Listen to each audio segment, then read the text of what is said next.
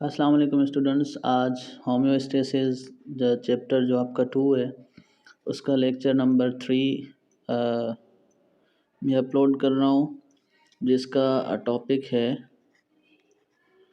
Feedback mechanism. ठीक है, हमारी बॉडी में एक फीडबैक मैकेनिज़्म होता है जो हमारी बॉडी को मेंटेन रखने में उसकी हेल्प करता है। बेसिकली अगर हम देखें तो फीडबैक मैकेनिज़्म क्या होता है। फीडबैक मैकेनिज़्म करता क्या है, ये सबसे जो मेन इसका काम है, it controls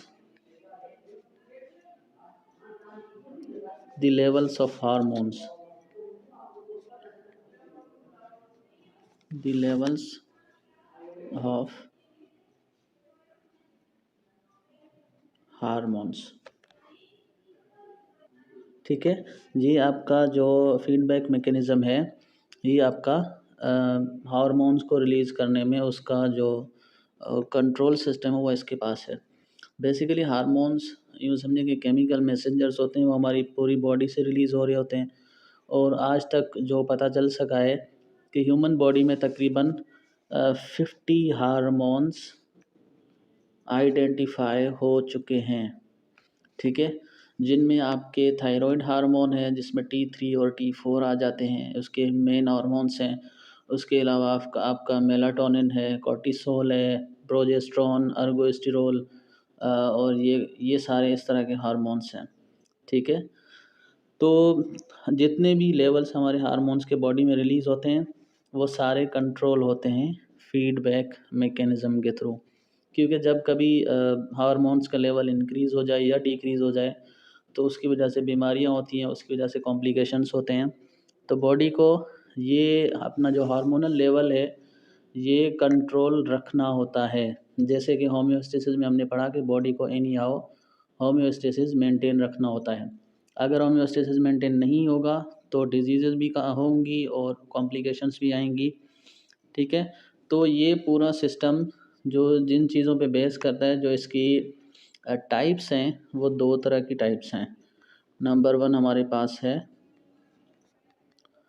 positive feedback mechanism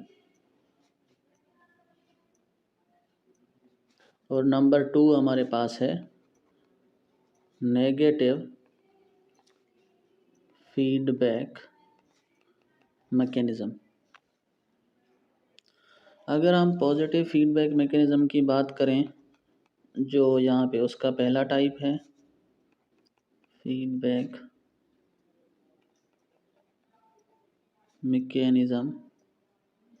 ठीक है, तो ये हमेशा ऐसा करता है कि जिस डायरेक्शन में रिस्पॉन्स आता है उसी सेम डायरेक्शन में ये अपना रिस्पॉन्स भी देता है। जैसे अगर कोई ऐसी नॉर्मल कंडीशन नहीं है बॉडी में, तो जहाँ से वो कंडीशन जहाँ से स्टार्ट हो रही है, जो रिस्पॉन्स वो दे रही है ये भी सेम उसी तरह का रिस्पॉन्स देगा। और इस तरह के रिस्पॉन्सेस बहुत रेयर होते हैं बॉडी में, मतलब कभी कभी होते हैं। ये रेगुलर बेसिस पे इसका पॉजिटिव फीडबैक इतना बॉडी यूज़ नहीं करती। अगर देखा जाए तो एक सिस्टम होता है जिसको हम बोलते हैं कंट्रोल सेंटर। 3 चीज़ें होती हैं जो हम उसको समझना ज़रूरी होता है। कंट्रोल सेंटर हो गया नंबर 1, नंबर 2 हमारे पास है इफेक्टर और नंबर 3 हमारे पास है रिसेप्टर। ठीक है, ये 3 चीज़ें हैं जहाँ से सारा आपका जो होम्योस्टेसिस फीडबैक मैकेनिज़्म को कंट्रोल कर रहा है। बेसिकली ये लूप्स होते हैं, जब जब इनकी नीड होती है तब ये नमूदार होते हैं, तब ये रिलीज़ होते हैं। फीडबैक मैकेनिज़्म का ये है कि ये होता तो होम्योस्टेसिस के साथ ही है, लेकिन ये रिलीज़ हमेशा नहीं होता। ये कंट्रोल लेवल में वहाँ पे मेंटेन रहता है। जब कभी होम्योस्टेसिस को कोई थ्रेट पहुँचता है, होम्योस्टेसिस को कोई इम्बैलेंस होता है, तो फीडबैक मैकेनिज़्म आके होम्योस्टेसिस को मेंटेन करने की कोशिश करता है। ठीक है, तो इसी तरह से जो एक उसका मेन है वो फीडबैक में पॉजिटिव फीडबैक मैकेनिज़्म और दूसरा नेगेटिव फीडबैक मैकेनिज़्म है। सबसे पहले अगर हम इन तीनों को देखें तो जो कंट्रोल सेंटर है वो सिग्नल भेजता है इफ़ेक्टर को, ठीक है। इफ़ेक्टर मतलब जहाँ से वो इफ़ेक्ट शो हो रहा है, जहाँ से रिस्पॉन्स आ रहा है, और फिर वो सेंड करता है रिसेप्टर की तरफ, ठीक है, ताकि रिसेप्टर उसके अकॉर्डिंगली एक्ट करे, ठीक है। और ये सारा सिस्टम जो इन तीनों का आपस में जो कनेक्शन है, जो इनका रिस्पॉन्स एक दूसरे के साथ शेयर हो रहा है, वो सारा मेंटेन करता है आपका होम्योस्टेसिस, ठीक है। तो ये आपका पॉजिटिव फीडबैक सिस्टम है। अगर हम इसकी एग्जांपल देखें पॉजिटिव फीडबैक सिस्टम की, तो एक बहुत ज़बरदस्त एग्जांपल हमारे सामने है। अगर हम पॉजिटिव फीडबैक मैकेनिज़्म का कोई एग्जांपल देखते हैं तो हमारे पास बहुत बेहतरीन एग्जांपल है चाइल्ड बर्थ की, ठीक है। क्योंकि नॉर्मल चाइल्ड बर्थ जो ड्राइव करता है, जो लूप इसको हैंडल करता है, वो पॉजिटिव फीडबैक मैकेनिज़्म है। अब ये सारा तरीक़ेकार कैसे होता है, ये अभी समझते हैं। चाइल्ड बर्थ में अगर देखा जाए तो सबसे पहले जो, वैसे तो हमारी सारी बॉडी को ब्रेन ही कंट्रोल करता है, तो अगर हम ब्रेन से स्टार्ट करें तो सबसे पहला जो स्टेप है वो करता है ब्रेन, क्या करता है, brain stimulates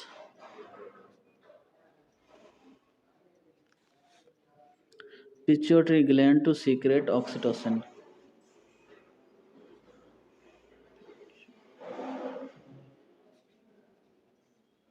gland to secrete oxytocin, जो कि आपका एक हार्मोन है, ठीक है। ये जब चाइल्ड बेबी की बर्थ होने लगती है तो ये हार्मोन रिलीज़ होता है आपके मास्टर ग्लैंड, जिसको हम पिट्यूटरी ग्लैंड कहते हैं। सबसे पहला स्टेप ये होता है, ठीक है। उसके बाद क्या होता है, जब आपका ऑक्सीटोसिन रिलीज़ होता है तो सेकंड स्टेप क्या होता है, सेकंड स्टेप ये होता है कि oxytocin carried in blood stream, in blood stream to uterus, क्योंकि आपका बेबी यूट्रस से पास करके आगे आएगा, ठीक है।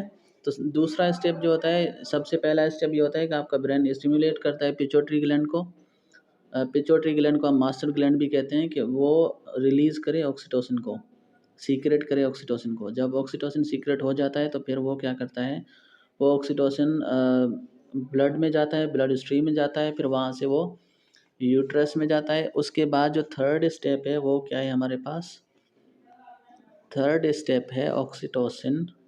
अब आगे ऑक्सीटोसिन क्या करता है वो पढ़ते हैं। Oxytocin stimulates uterine contractions,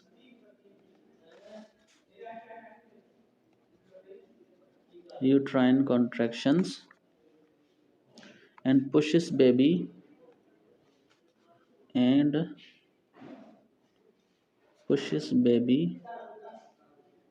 towards cervix,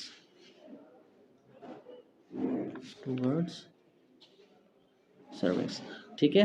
number third जो हमारे पास है वो ऑक्सीटोसिन स्टिमुलेट करता है यूट्राइन कॉन्ट्रैक्शंस को, क्योंकि जैसे ही कॉन्ट्रैक्शन स्टार्ट होंगी मदर को पेन होना फील शुरू हो जाएगा, जिसको हम लेबर पेन भी कहते हैं, वो होना स्टार्ट हो जाएगा। जैसे ये स्टार्ट होगा तो जो ऑक्सीटोसिन है वो उसको सीक्रे पुश करेगा बेबी को सर्विक्स की तरफ, ठीक है। अब यहाँ तक तो बात समझ आ गई, लेकिन आगे क्या होता है, नंबर 4 जो हमारे पास है वो है head of baby pushes against cervix,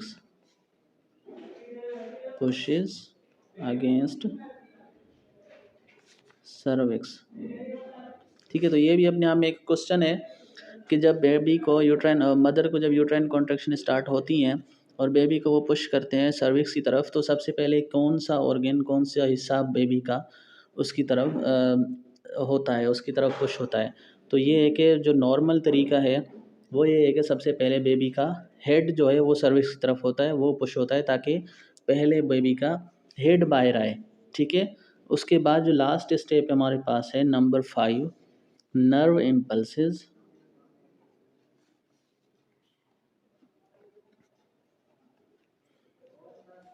from cervix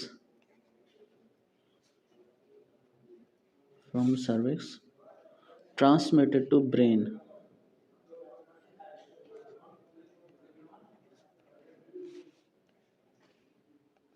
ठीक है जी। तो ये है कि ब्रेन अपना जो भी काम करवाता है वो वापस से आपका फीडबैक लाजमी लेता है, आपकी बॉडी से फीडबैक लाजमी लेता है कि जो काम मैंने आप लोगों को बोला था वो आपने किया या नहीं किया।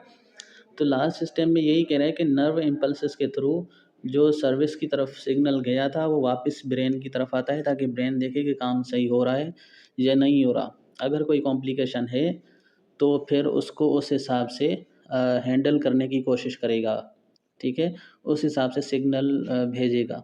लेकिन अगर ऐसा नहीं होता तो ये 5 स्टेप हैं जो नॉर्मली बेबी बॉर्न होता है, उसके लिए ये 5 तरीके हैं आपके। जो फीडबैक पॉजिटिव फीडबैक मैकेनिज़्म में जो एग्ज़ाम्पल है, वो उसकी चाइल्ड बर्थ की, वो इस तरह से सारा पूरा जो कवर करता है पॉजिटिव फीडबैक मैकेनिज़्म, वो इस फिनोमिना के थ्रू कवर करता है।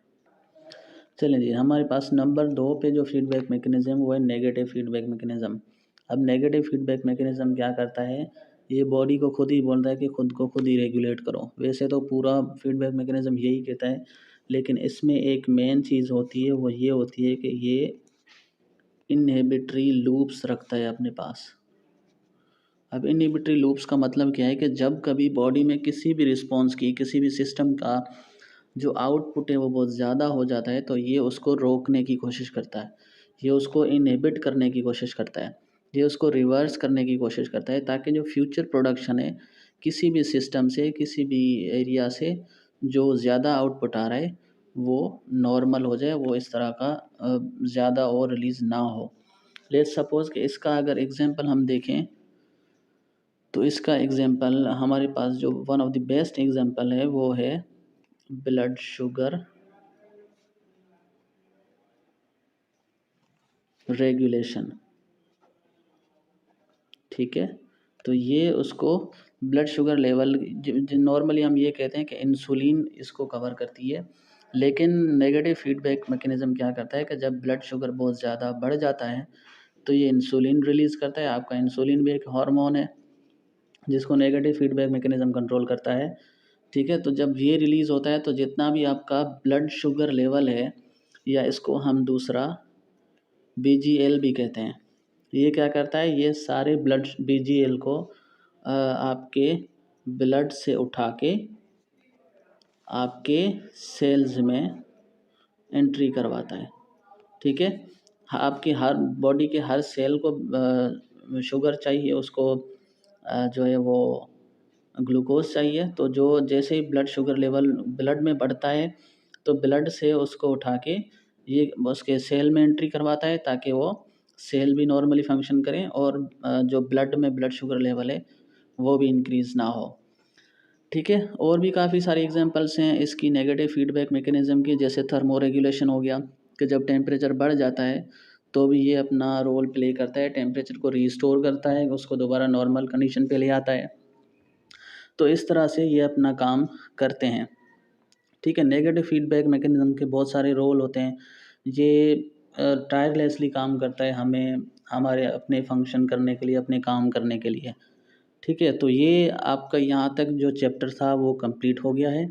होम्योस्टेसिस जो मेन चीज़ें थी मैं वो कवर कर रहा हूँ सिर्फ। सबसे पहले आपका होम्योस्टेसिस था कि होम्योस्टेसिस क्या होता है, उसके बाद आपके कौन से ऐसे फैक्टर्स होते हैं जो होम्योस्टेसिस को अफेक्ट करते हैं, हमने वो पढ़े।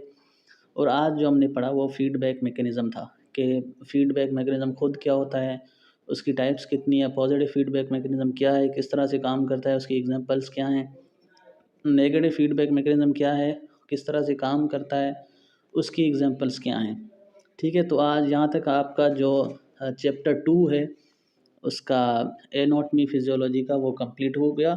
इंशाल्लाह नेक्स्ट वीडियो में हम नेक्स्ट चैप्टर उठाएंगे और मैं कोशिश करूँगा कि आपको उसमें भी इसी तरह से नॉलेजफुल वीडियोस प्रोवाइड करूँ, ठीक है? चैनल को सब्सक्राइब करना ना भूलिएगा, अपने दोस्तों के साथ शेयर करें, लाइक करें। मुझे कहते हैं डॉक्टर अमजद मेडिसिन वाला। Thank you very much.